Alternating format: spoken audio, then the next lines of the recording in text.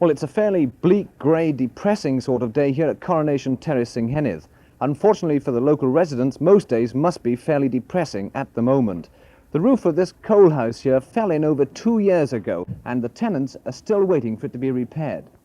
This is by no means an isolated example. All the homes have outside lavatories and few have inside running hot water. Slates need replacing on many of the outhouses, and lots of the walls need repointing. One resident claims to have been waiting nearly 40 years to have one wall made safe. And now the unoccupied houses are a problem to neighbouring properties. Damp and mildew and rot are eating away the insides of the empty houses, and vandals account for most of the windows. What's it like living next door to one of these deserted houses?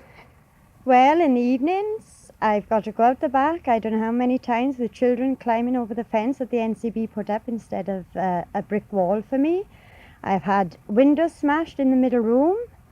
I've had papers, rubbish thrown over to the backyard that children have done coming from the house next door.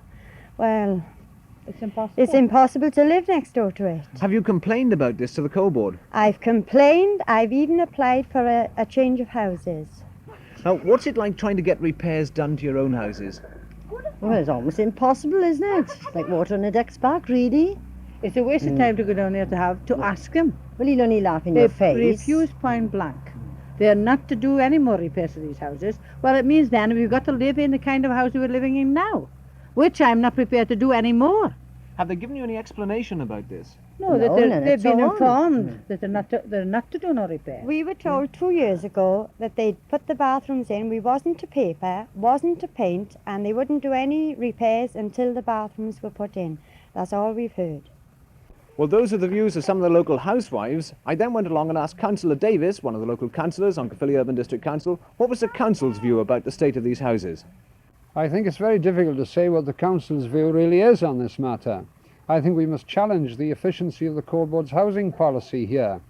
These are items of housing stock which are public assets, and it seems to me that there is some degree of inefficiency in the approach to the problem.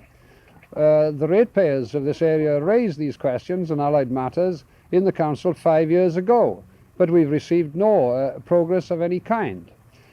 These are tidy people and they are entitled to protection of the Landlord and Tenant Acts and the statutory provisions which are provided by the council, but it appears that we cannot give them this protection. I believe that the Aber Valley plan, which we now have in progress, may provide some of the answers to these problems. But if this is the coal board's housing policy, I believe that it is really a public scandal. And I think that we must agitate until we get something done about the matter. Are the council's health inspectors worried about the state of these houses? Well, they are, I'm afraid, in something of a difficult position because there seems to be some difference in procedure in the approach to coal board houses. Normally, tenants, when they complain, get immediate visits from the sanitary inspectors. But in this case, the approach is mainly made through the coal board. Do you feel that the local council has pushed the coal board hard enough over the state of these houses then? I do not think so. I think that the fate our first motion in council received was indicative of the lassitude which has prevailed ever since. So the council must accept some responsibility?